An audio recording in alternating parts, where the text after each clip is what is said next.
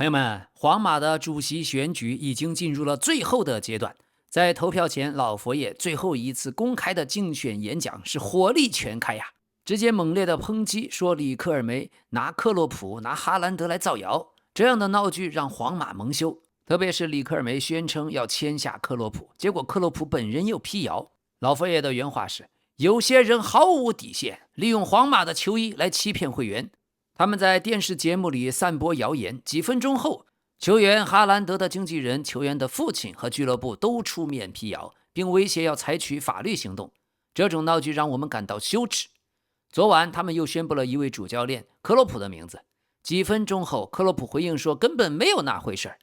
他们不是早就说敲定了一位在职的主教练吗？说实话，这些先生们为了目的不择手段。皇马的球衣不能被谎言玷污。当年在卡尔德隆在董事会的默许下，皇马的非会员甚至马竞的激进球迷都被塞进来投票，但有我在，那场可耻的会员大会是不可想象的。我努力会让所有人都能像明天那样投票。为了民主和透明，明天会员将可以自由投票，他们知道自己的主权是神圣的。我们已经受够了卡尔德隆那段黑暗的3年，绝不能重蹈覆辙。会员们知道我们明天在赌什么，在那些人的行事方式和我的行事方式，也就是我们要继续赢下去之间做选择吧。有我在，历史上没人比我们赢得更多。我不会给你们递上卷起来的球衣，好让某个主持人搞他的作秀。我将世界上最优秀的人才带到这里，并且将继续这样做。要领导皇马，首先要做的就是不对会员撒谎。请听清楚了，有我在，皇马过去是，现在是，将来也永远是会员的。去为你心中的皇马投票吧，因为我们还有很多历史要去书写。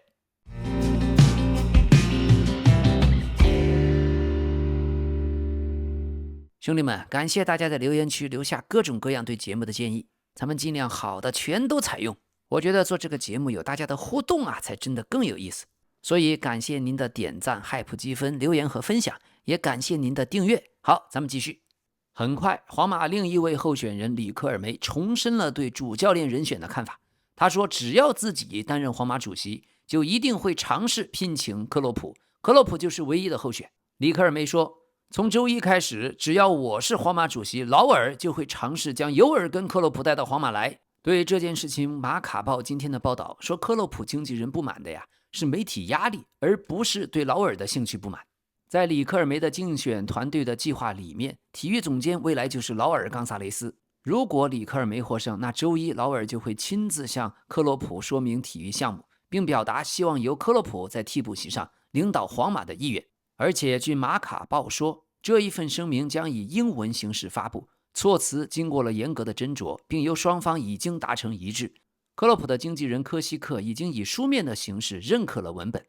双方主要关心的问题是，里克尔梅方面希望传递一个清晰真实的信息，也就是有意向邀请克洛普执教，并且宣布将在假设赢得选举后开启谈判。但克洛普方面也希望明确表示，他并不想成为选举闹剧的一部分，也没有和里克尔梅的竞选团队事先达成任何承诺或者已经敲定的协议。但是马卡报道新闻透露，如果里克尔梅当选，如果劳尔过去谈，起码克洛普的经纪人是认可的，克洛普可能也会真的有兴趣。里克尔梅的竞选团队已经解释，只要自己赢得选举，和克洛普的会面已经安排好了。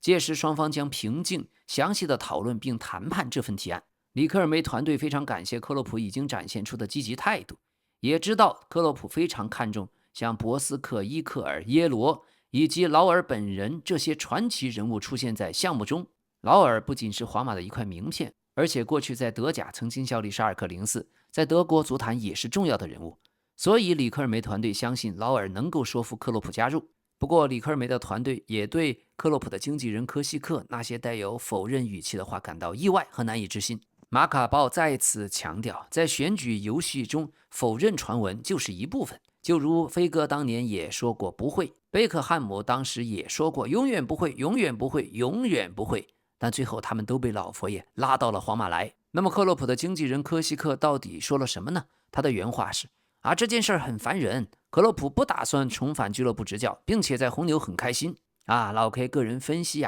也是怕红牛俱乐部有二心。但也许如果劳尔真的执掌皇马俱乐部，说不定克洛普会动心呢。因为里克尔梅这次真的得到了4位俱乐部传奇的公开支持，包括比森特·德尔博斯克、劳尔·冈萨雷斯，还有耶罗以及卡西利亚斯。卡西利亚斯是在大约24小时前刚刚确认支持里克尔梅。对此，里克尔梅非常感谢，他说：“我尤其要感谢这4位过去的皇马传奇和队长的勇气，他们是真正热爱皇马、为皇马着想的人，他们追求的是皇马的最大利益。只要他们在这里，就绝不会允许任何糟糕的事情发生在皇马身上。”所以那些不看好里克尔梅的人可能没有想到吧，像耶罗、劳尔这些人竟然现在都支持他，这就本身确实已经很不容易了。而且多说一句，作为世界上规模最大的会员制俱乐部，皇马的会员们已经有20年没有投过票了。嘿嘿，因为规则限定的非常严格，会员虽然多，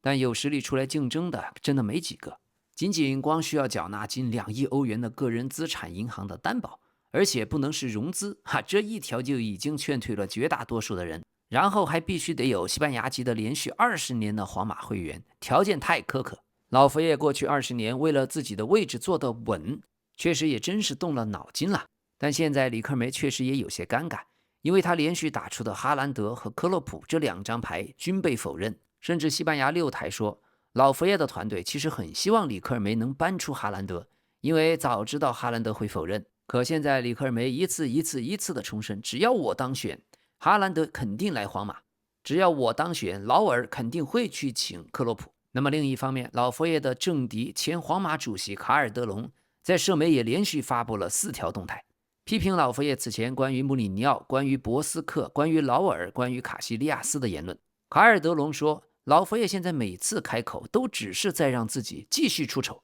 他写道，这个可怜的人真是一天比一天让人同情，也一天比一天丢人。难道他的家人或者朋友里就没有一个人能提醒他吗？他每次一开口都只是在让自己继续出丑。皇马刚刚为了请来这位主教练穆里尼奥，支付了俱乐部历史上最高的教练转会费1500万欧元，结果你却说穆里尼奥是蠢货，还有点弱智，这太丢人了。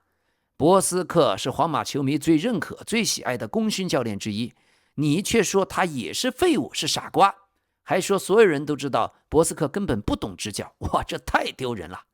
而劳尔和卡西利亚斯是皇马的2位传奇，你却说他们是皇马历史上最大的2个骗局，这同样让人难堪。另一方面，现在巴塞罗那方面巴塞罗那那边有一个长期活跃的反对派人士乔安·卡姆普鲁比，他也接受了专访，对皇马的主席选举，他说，里克尔梅确实是个有领导力的人，但他很难当选皇马主席，挑战老佛爷的权力基础几乎是当前情况下不可能完成的任务。好，另一方面，皇马又传出来新的绯闻，说是对西汉姆联的中场马特乌斯·费尔南德斯感兴趣。费尔南德斯现在与多家俱乐部保持联系，西汉姆联那边愿意接受8000万英镑的报价，但这个价格确实太高。我觉得他们拉上皇马可能是为了抬价格，而皇家马德里自己估计对这个球员现在兴趣还不大。OK， 另一边老佛爷的团队现在确实正在跟拜仁、奥里塞身边的人接触，但不能公开承认，也许是为了防止得罪拜仁慕尼黑，对吧？大家就想想，过去老佛爷用吸星大法零转会费挖来了利物浦的阿诺德，然后怎么承诺的，说是再也不会挖利物浦的人了。结果今年夏天科纳特不就也要来了吗？只是更低调了而已。现在球员这边奥里塞完全不排斥加盟皇马，但他也尊重拜仁慕尼黑。目前球员没有采取任何行动，但拜仁的立场非常明确，任何价格都不想卖，所以这笔转会的难度极大。可是能够确定的是，老佛爷的1.5亿欧元的报价确实是为了奥里塞。好的，接下来咱们就拭目以待，看主席选举投票最后能不能爆冷门。老 K 个人估计，里克尔梅想获胜的可能性连0.1%也许都不到。那么这一次大约有7万名皇马会员拥有主席选举投票的资格。皇马现有的会员约10万名，但必须年满18岁，而且入会至少满1年，并且在选举的名册中，所以大概就只有7万人符合投票资格。投票的时候还必须出示会员卡和身份的证件。预计最终投票人数最多也就大概3万人左右，而且还要看一看有多少人是通过邮寄的方式投票。那么在2004年的选举中，当时大约有 6.5 万名有资格投票的会员，最后是 2.3 万人投票，其中超过 1.1 万人是通过邮寄的方式。2006年选举投票率为 42.9%， 大约 2.8 万人。但在那一届，邮寄投票因为候选人的诉讼被法官暂停。而有意思的是，在2000年，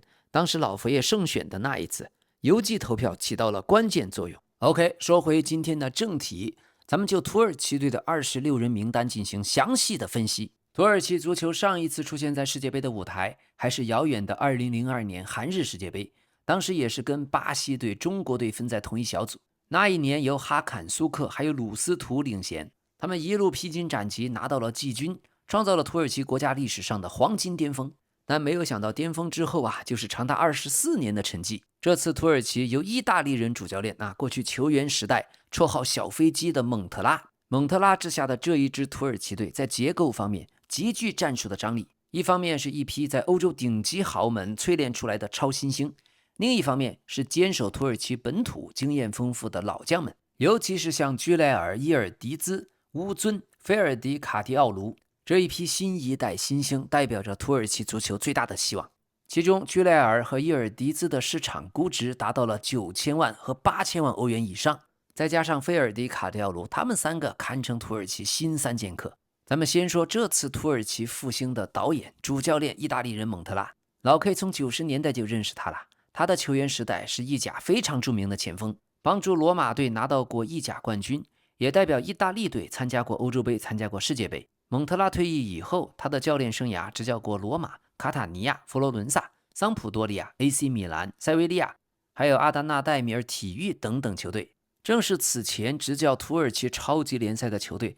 阿达纳戴米尔体育，他将这支队伍带到了队史的最高位，所以在土耳其足坛打出了自己的名声。这支土耳其队在经历了昆茨时期的挣扎之后，请来蒙特拉，上任以后很快就赢得了欧洲杯预选赛的小组赛，并且在客场击败了克罗地亚，重建了土耳其的信心。蒙特拉作为主教练最常用的框架是4-2-3-1，双后腰保护中路，居莱尔和恰尔汗奥卢负责组织，凯南、凯雷姆、巴里什在边路负责冲击。前锋的位置则因为他们没有稳定的顶级中锋，这是最大的短板，所以也保持着悬念。但蒙特拉从来就不是只会一套阵型，在24年欧洲杯对奥地利的时候，他将常规的4-2-3-1变成了更像是3-4-3的结构。居莱尔当时踢伪中锋，两侧则有凯南和巴里什冲击，最终淘汰了奥地利。所以淘汰赛里的蒙特拉战术头脑充满了创新，正是蒙特拉对土耳其队欧洲化的转型，彻底改造了土耳其队的战术纪律，实现了攻守平衡。但有意思的是，2年前的欧洲杯对阵葡萄牙的时候，蒙特拉没有让居莱尔首发，这当时引起了土耳其媒体和球迷巨大的争议。但后来蒙特拉解释，这是因为居莱尔的身体状态和伤病的风险。后来土耳其足协主席还专门为他辩护，称外界对蒙特拉有恶意。这已经不是技战术的小争论，而是土耳其国内的舆论对蒙特拉的用人权威进行了一次公开的挑战。那么现在这一支土耳其队，他们天赋非常的亮眼，来自皇马的居莱尔，来自尤文图斯的凯南伊尔迪兹，来自国米的恰尔汗奥卢，还有来自英超布莱顿的费尔迪，以及来自德甲法兰克福的詹乌尊。但这支球队也同样存在明显的问题，防线缺乏稳定性，门将有问题，中锋的效率也有问题，再加上纪律性和大赛的情绪管理方面，一直是土耳其的老大难问题。所以这新一代的土耳其对球迷来说很有吸引力，但过去0-6惨败给西班牙，这完全暴露了他们在防守和心理层面的脆弱。那么说到土耳其，不得不提当家球星居莱尔。现在土耳其的球迷已经对居莱尔的情绪带有一种国家队救世主的期待。在居莱尔小的时候，他的爸爸经营了一个小店儿，整个家庭并不富裕。那时候父亲经常会把气球放在居莱尔的左脚边，让居莱尔自然的用左脚去碰去踢球，这就很有意思，因为气球很轻嘛。而且为什么放左脚呢？这是因为居莱尔的家族有一个非常奇特的生理学的特征祖祖辈辈全都是右撇子，根本没有丝毫左撇子的基因。但是他父亲呢，过去作为半职业球员，视足球为生命，所以他产生了一个极其疯狂的大胆的设想。踢球的我们都知道，左脚球员拥有的战术上限是右脚球员无法企及的。但既然生不出左撇子，父亲就决定亲手造一个左撇子出来。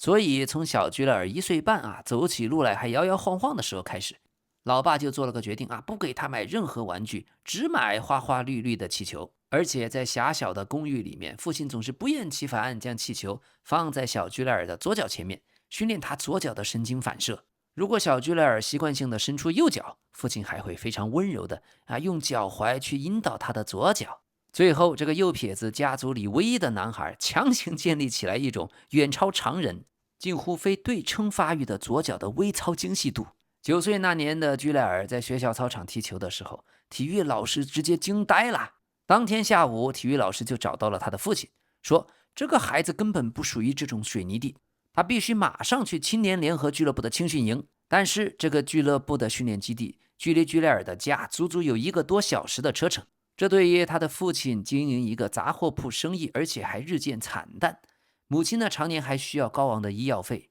这样穷苦的家庭来说，每天要往返2个多小时，那么油钱、过路费以及时间成本都是根本无法承受的奢侈品。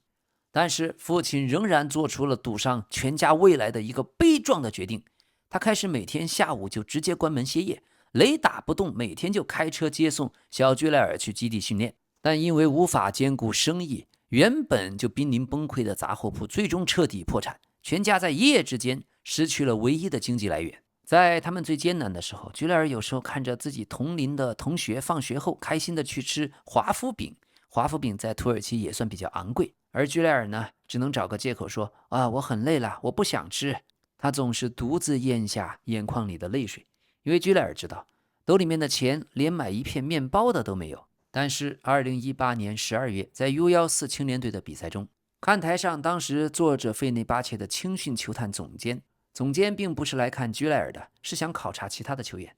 但比赛进行到第65分钟，居莱尔的左脚踝发生了严重扭伤，疼得几乎无法站立。教练在场边已经准备好了担架，也准备好换人，但当时只有1.6米，骨瘦如柴的居莱尔倔强地推开队医，他眼眶通红地大喊道：别换我，我必须踢完，我的家人在等我。接下来的25分钟，小居莱尔拖着那条几乎已经报废的左腿，靠着不断的左右摆头观察和预判，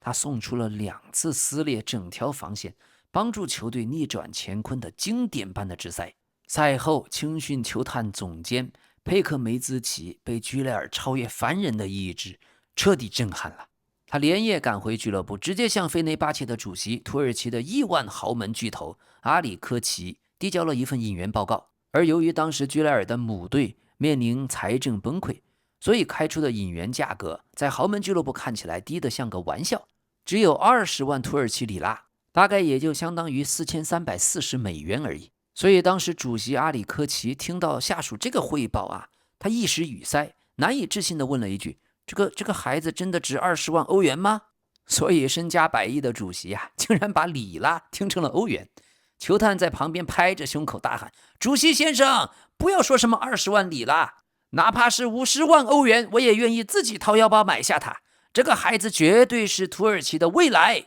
后来佩克梅兹奇甚至冒着被俱乐部开除的巨大风险，将居莱尔的比赛录像塞到了主席私人司机的包里面，恳求他在车里面一定要放给主席看。最终在座驾后排，主席阿里科奇看完了这盘改变费内巴切队命运的录像，当场下达了死命令，立刻签字。费内巴切看上了居莱尔，对别的孩子来说可能只是一次转会，但对居莱尔当时一家人来说，就像是一次全家命运的搬迁。他要从安卡拉去伊斯坦布尔，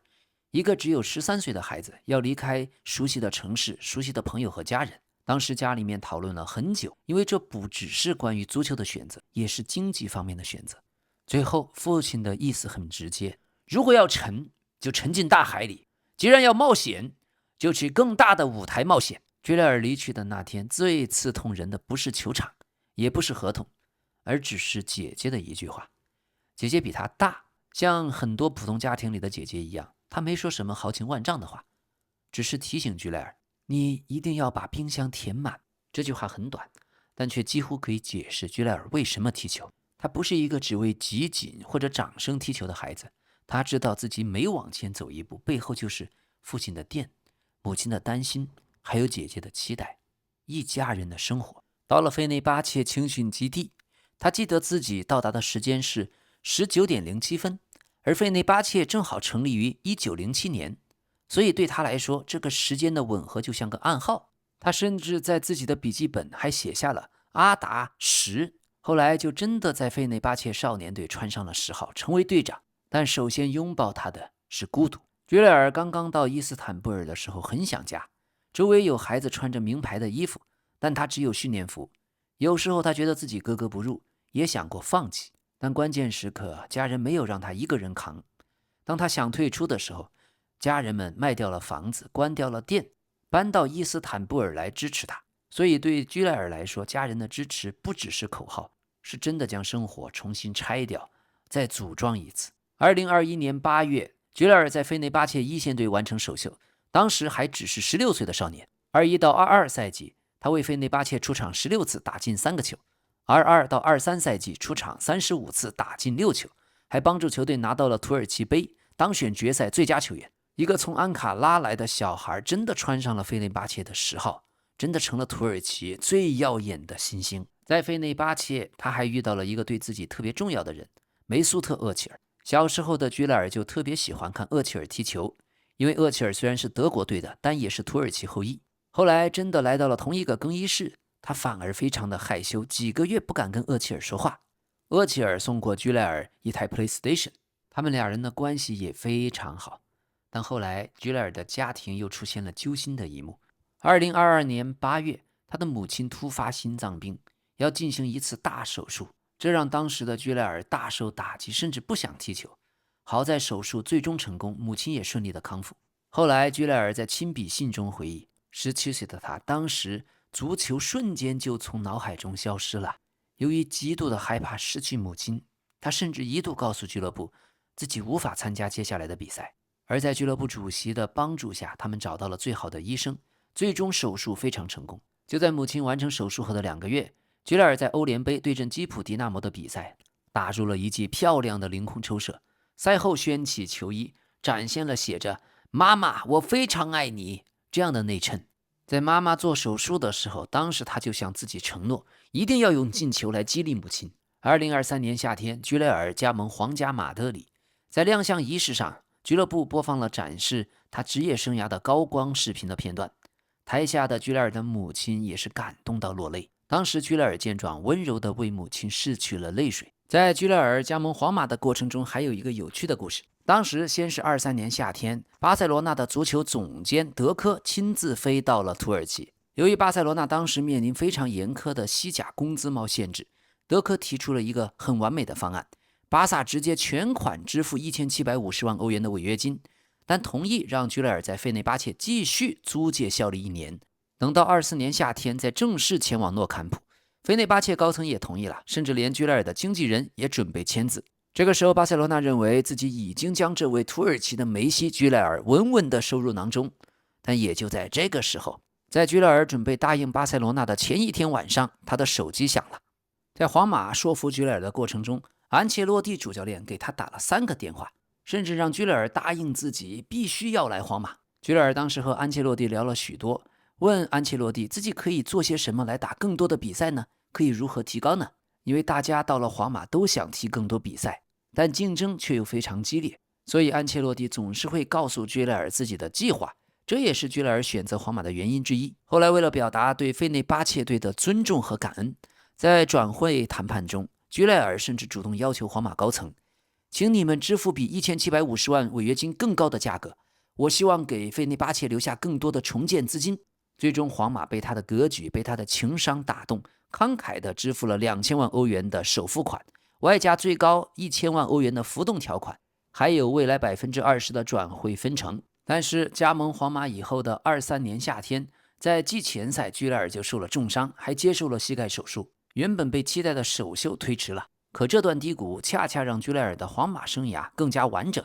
他没有得到像维尼修斯那样的爆发性的剧本，但居莱尔首先学会了等待。24年欧洲杯，土耳其对格鲁吉亚，居莱尔用一脚左脚世界波让全世界记住了他。他以19岁114天成为欧洲杯历史上首秀进球最年轻的球员，还刷新了此前 C 罗的纪录。他让整个土耳其陷入了狂欢，他成为了国家队未来的旗帜。居莱尔的特点，他是一名能在右路和中路找到自己空间的人。他可以站在右边锋的位置，但不一定像传统的边锋那样下底，他更喜欢内收，用左脚将球送到禁区的弱侧，或者在禁区弧顶寻找远射的机会。他也能踢前腰，能够踢进攻型的8号位，但未来他必须要继续提高自己的对抗能力，还有无球防守能力，以及在整场比赛的稳定性。现在在皇马，姆巴佩、维尼修斯负责冲刺，居莱尔负责去发现传球的路线。现在居莱尔和姆巴佩的默契G8连线，有时候一个眼神就够了。现在居莱尔在西班牙踢球，他的祖父和祖母熬夜看皇马的比赛，只要孩子进球，电话就响个不停。过去人们称他为土耳其的梅西，这个外号自带流量，但不准确。梅西只有一个，居莱尔真正特别的地方是他将土耳其街区那种少年的灵气，菲内巴切10号的胆量，在皇马中场大师莫德里奇、克罗斯身边学到的节奏，以及整个家族给予他的责任感，都放进了自己的左脚。是的，就是那只从小被父亲用气球训练的左脚，一脚一脚将自己的故事踢进了更大的海洋。本赛季在皇马，他已经彻底迎来职业生涯的井喷期。今年3月14日对阵埃尔切的比赛，居莱尔在自己的半场打入了一记惊世骇俗68米的超远距离吊射，打破了西甲历史最远进球纪录。这个球还毫无悬念拿到了西甲年度最佳进球，而且居莱尔已经是本赛季欧洲冠军联赛最佳年轻球员。不夸张地说，他正走在成为一代中场大师的路上。那么第二位咱们要聊的凯南·伊尔迪兹，他出生在德国，父亲是土耳其人，母亲是德国人。伊尔迪兹少年时代在拜仁青训成长，随后转投尤文图斯。他虽然没有为土耳其的俱乐部效力过，但已经是现在土耳其足球最重要的名片之一。过去的节目老 K 也说过，整个尤文图斯现在就不配跟伊尔迪兹在一起踢球，而尤文管理层已经将他视作俱乐部重建的核心，想让他成为皮耶罗的继承人。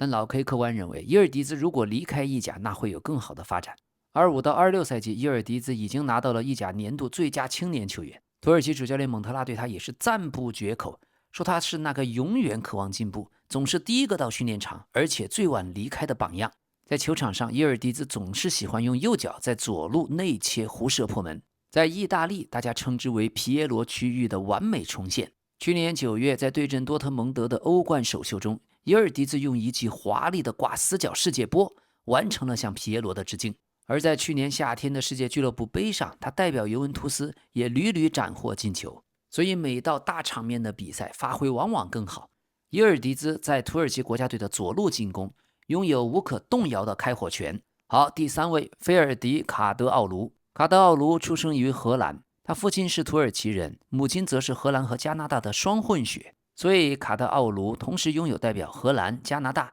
或者土耳其3支国家队效力的资格。在他代表荷兰青年队一路踢到了 U21 以后，22年依然选择归依土耳其星月军团。受益于童年时期在荷兰接受的训练，卡德奥卢的基本功相当惊人，而且他的父亲反复从小让他观看荷兰著名的科化训练视频。卡德奥卢以2500万英镑的身价加盟了英超布莱顿，首个赛季也是遭遇了伤势，但在25到26赛季迎来了爆发。他能踢左后卫、右后卫，还有防守型中场，实现无缝的切换，也最终成为本赛季布莱顿最佳球员。在场上的多功能属性就是卡德奥卢最好的战术背包。他自己也说，我年轻的时候踢过中场，后来在职业队踢过边锋，也踢过边后卫，我把在每个位置学到的特质都塞进了我的背包里面。当我踏上球场的时候，我会根据需要将它们拿出来使用。所以卡德奥卢这个球员在场上总是不知疲倦的奔跑，而且战术智商极高。除了这土耳其新3剑客，咱们再看看老将们。首先就是国际米兰的中场组织核心恰尔汗奥卢，已经32岁的他依然在国家队扮演着绝对的攻防枢纽。去年夏天，恰尔汗奥卢在国际米兰闹出了不愉快，当时节目里老 K 就说过，恰尔汗奥卢恰球王千万不能走，国际米兰绝对少不了他。还好最后和老塔罗上演了将相和，也率领国际米兰完成了一个成功的赛季。过去在 AC 米兰时期，恰尔汗奥卢更加偏向于进攻，但到了国际米兰，他又开发出极强的防守保护还有节奏调控的能力。当他不在场上，无论是国际米兰还是土耳其，整个战术马上会失去主心骨。有意思的是，2018年，恰尔汗卢和自己青梅竹马的妻子西内姆爆发出严重的感情危机。当时，恰尔汗卢在社交媒体上高调宣布，说自己正在离婚，而且不可逆转。他还暗示要对妻子肚子里面还没有出生的孩子要进行 DNA 测试，指责妻子背叛了自己。后来，西内姆在社交平台上也发表了长文，坚决否认出轨，而且痛斥恰尔汗奥卢利用名气误导公众，同时也确认自己确实已经怀有身孕。当时这个丑闻闹得很大，在土耳其、在意大利都引爆了。那时候还效力于 AC 米兰的恰尔汗奥卢在自己家门口遭到了许多极端球迷拉横幅无情的嘲讽。但这么大一场危机，最终两个人却戏剧性的重归于好。所以咱们老 K 足球新闻最不缺的就是冷知识。好，第二位老将，效力于沙特基达国民的中后卫德拉米尔，这是个典型的土耳其爱国主义的铁血硬汉。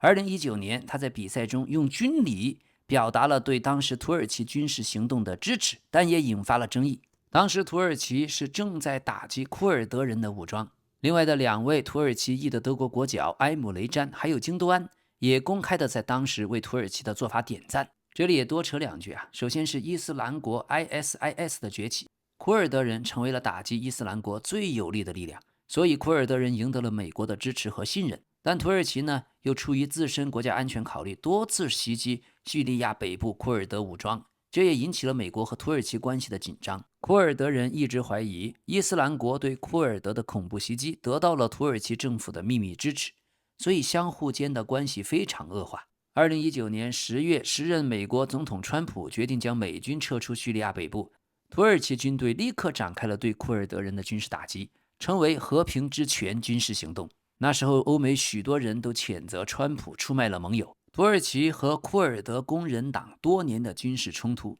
一直到25年，库尔德工人党的创始人呼吁要结束长达40年的冲突，要解除库尔德工人党的武装，并将其解散。25年5月12日，库尔德工人党宣布解散，并不再进行武装斗争。好的，说回德米拉尔，在24年欧洲杯1/8决赛，当时击败奥地利，他打进2球，还创造了淘汰赛最快进球纪录。德米拉尔在全场欢呼中向看台做出了和极右翼组织灰狼高度相关的手势，这个手势迅速在欧洲足坛和外交政界掀起了惊涛骇浪。德国和土耳其2个国家的外交部甚至为此互召回大使进行强烈抗议。德米拉尔也因此被欧足联禁赛2场。土耳其国内的舆论和足协都对欧足联怒不可遏，纷纷指责欧足联存在双重标准，还对比了英格兰球星贝林厄姆也是不雅手势，却仅被罚款了3万欧元。还有塞尔维亚的球员在场上也使用了更有杀戮的历史意味的3指礼，也免受处罚。那么贝林厄姆呢，是在24年欧洲杯当时对斯洛伐克的比赛，他在比赛中打入了绝平球，被摄像机捕捉到朝向对方的替补席做出了疑似掏裆的不雅手势。事后贝林厄姆公开澄清说，这个动作只是和看台上的密友开的玩笑，不是针对斯洛伐克。好，最后一位詹乌尊。詹乌尊出生在德国的雷根斯堡，效力于法兰克福，选择代表土耳其国家队。他还只有20岁，已经被媒体形容为另一个居莱尔。对土耳其队来说，一直缺少稳定的中锋，而詹乌尊既能踢中锋，也能踢影锋，还能踢前腰。他可能不一定是绝对的首发，但是蒙特拉手里最想培养的骑兵，也是新一代最重要的攻击手之一。那么这次土耳其厄泽尔没有进入最终的名单，更早之前他曾经在国家队集训，因为没有进入比赛名单就自己离开了营地，也引发争议。土耳其足协说他没有经允许就离队，但贝尔克厄泽尔又通过个人声明予以了否认。他说自己不是私自逃离，相关人员是完全知情的。但这起罗生门事件在土耳其国内还是迅速发酵。贝尔克厄泽尔在法甲的里尔队表现极为出色，甚至入选了赛季最佳阵容。去年的这次离队成为了致命伤，他的落选在土耳其国内也引发了极大的争议和惋惜。但另一方面也能够展现出蒙特拉的铁腕之军的态度，国家队荣誉和纪律高于个人利益。另外，土耳其队还有蒂克纳兹、西姆希尔，赛季表现也很不错，但没有入选26人名单。这2人会随时待命。过去1年，蒙特拉最喜欢用的是4-2-3-1，后场的4个人里面，菲尔迪几乎就是左路的关键人物。中后卫由德米拉尔、巴尔达科奇、瑟云巨、卡巴克竞争。中场的核心是恰尔汗奥卢，旁边搭配有伊斯梅尔、萨利赫、卡安或者奥尔昆。前腰和边路则围绕着居莱尔、凯南、伊尔迪兹、凯雷姆、巴里什、尤努斯。4-2-3-1是土耳其队的主要阵型，中锋的位置是他们最大的疑问。那么老 K 的主力阵容预测：门将恰克尔，后卫切利克、德米拉尔、巴尔达克奇、卡迪奥卢，后腰恰尔汗奥卢和伊斯梅尔于克塞克。前场居雷尔、科克丘、伊尔迪兹，中锋用巴里什、伊尔马兹或者詹乌尊。土耳其队的优点首先是前场球员的天赋非常的鲜明，居雷尔、伊尔迪兹、詹乌尊很年轻，但已经在皇马、尤文、法兰克福这样的舞台站稳脚跟。第二点，他们的老中青结构比过去更加合理。恰尔汗奥卢是老队长，德米拉尔、瑟云巨、菲尔迪是中生代，居莱尔、凯南、伊尔迪兹、詹乌尊则是未来。第三大优点，土耳其整个国家对足球的热情。他们时隔24年重返世界杯，02年季军的记忆，24年欧洲杯进入8强，2026年新一代的土耳其天才。客观说，如果运气好，也有可能创造类似于02年那样的奇迹。但缺点同样明显，首先中锋位置不稳定，没有一个绝对世界级的9号位。詹乌尊、德尼兹居尔、巴里什都能踢，但谁能连续进球还要打问号。第二，土耳其的防线问题，还有他们的情绪管理有隐患，像德米拉尔争议性的庆祝事件，贝尔克、厄泽尔的离队，这都显示土耳其这支球队很容易被场外的情绪所牵动。第三个问题，他们年轻的核心肯定会被对手重点照顾。居莱尔和凯南伊尔迪兹如果被重点的限制住，那么土耳其需要恰尔汗奥卢、奥尔昆、凯雷姆或者巴里什提供第二方案。关于土耳其，许多华人过去以为土耳其人是古代突厥人的后代，但其实真相文化和语言方面确实有同源，但现代土耳其人的血统主要以西亚的本地原住民为主，只是又接受了后来的突厥文化。还有突厥语族是一个很大的语言分类，它包含了几十个独立的民族，国籍、历史、文化都各不相同。所以古代突厥和现代土耳其仅仅是语言上同源，文化也有传承，族群在遥远的血缘上也有相关性，但并非同一民族，没有直接的直系血统继承。而古代突厥西迁的整个过程历时几百年，不是被一次性赶过去的。但确实，唐朝的军事打击是主要原因，再加上突厥内部的分裂，还有草原地缘的变化，共同推动了一部分的西突厥逐步的向西迁移、再迁移。而东突厥因为在蒙古高原630年被唐朝的李靖彻底的消灭，大部分已经投降或者内迁，融入了中原、回纥、契丹，和后来的土耳其已经没有了关系。只是西突厥在中亚657年被苏定方攻灭，西突厥的部分的残部才是后来西迁的主体。所以唐朝确实打垮了西突厥汗国，但并不是像赶羊一样驱逐了他们。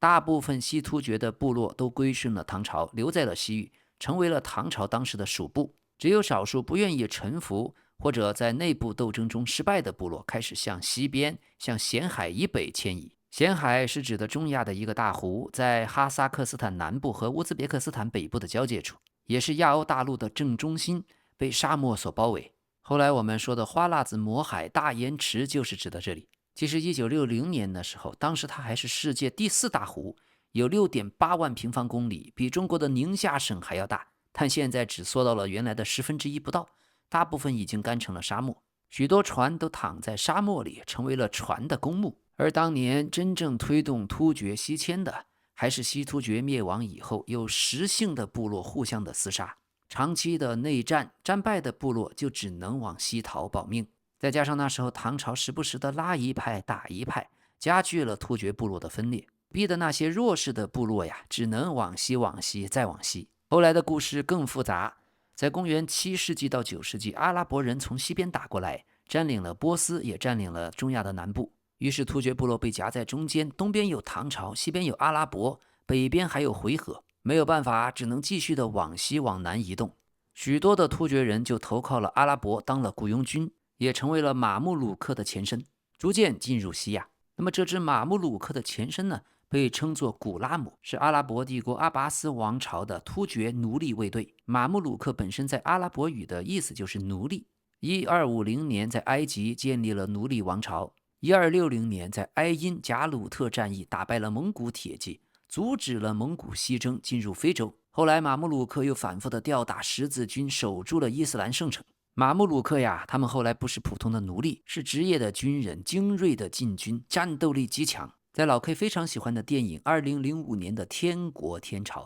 讲的就是十字军和萨拉丁的战争。在电影里面，马穆鲁克就是作为萨拉丁的精锐登场，还原了骑兵战术和装备。值得一提的是，《天国天朝》啊，一定要看后来的导演剪辑版，最开始的版本混乱不堪，完全看不懂。后来的导演剪辑版是真正的神作，一定要带着孩子们多看几遍。土耳其这个国家老 K 很喜欢，因为他们很喜欢泡澡，而且传统上过去有一种习俗特别有意思，婆婆呢会约着儿媳先去泡澡，在浴室里面脱光了，婆婆看看儿媳漂不漂亮，长相如何呀，身材如何呀。因为以前的土耳其女性出门要穿长袍头巾嘛，看不到长相嘛，只有澡堂是能够完全360度看清真人的地方。但是去的这种土耳其浴室是女性的区域，是男女分开，不是混浴啊。现在这种婆婆在浴室里面验货的习俗啊，在现代都市可能很少了。我觉得人类社会在演化的过程中失去了许多传统上精髓的好东西。好，接下来看看今天重要新闻。德国队方面，拜仁的小将卡尔因为左大腿肌肉撕裂无缘世界杯，韦德拉奥国已经入替，哎呀，这就太遗憾了。好在卡尔还年轻，只有18岁，4年后也就22。但是不仅让人想到了德国队当年的罗伊斯呀，也是差不多的时间。那么这次卡尔的受伤会不会成为一个噱头呢？德国队会不会计划有变，准备夺冠呢？另外，法国队在友谊赛1-2输给了科特迪瓦，长达364天的不败记录被终结。但赛后，切尔吉接受了采访，放了狠话。他说：“我们去世界杯不是为了当热门，而是为了碾压所有人。”哈哈，主教练德尚对他这一番言论非常的不高兴，还批评了他。这个家伙说话嘴上没个把门，一直是这样的。当时他从里昂队加盟曼城也放了豪言，说是在未来的曼彻斯特德比要杀死曼联，为自己的前东家里昂报仇。结果今年1月的曼城德比，切尔吉替补登场，眼睁睁看着曼城0-2又输给了曼联。好，今天友谊赛，葡萄牙队失策了，竟然去约南美的智利打友谊赛。结果果不出所料，双方爆发了非常激烈的冲突，莱奥和伊万诺曼分别吃到直红。你说你找谁热身不好？这南美球队的传统文化，老 K 都懂。友谊赛一样的跟你干架，这不叫脏，这只是南美球员踢球的方式。葡萄牙的主教练还是缺老 K 这个顾问呀。这万一今天要是把谁给弄伤了，找谁说理去？好，轻松一下。比利时队门将，昨天咱们说的库尔图瓦，今天他庆祝了自己妻子生日快乐，写了一大堆肉麻的话。妻子也在评论区回复说：“啊，亲爱的，谢谢你，哈哈，希望未来还能有更多美好又有趣的时光。我真的非常爱你们所有人。”他的妻子米歇尔是一位以色列的模特，23年结婚，24年就生下一个小孩。这以色列姑娘啊，真的漂亮，而且他们全民服兵役，以色列女孩挂着步枪在街上走的样子，帅呆了。OK， 朋友们，感谢您的点赞、hype积分、评论和分享。这里是老 K 足球新闻，咱们明天再见。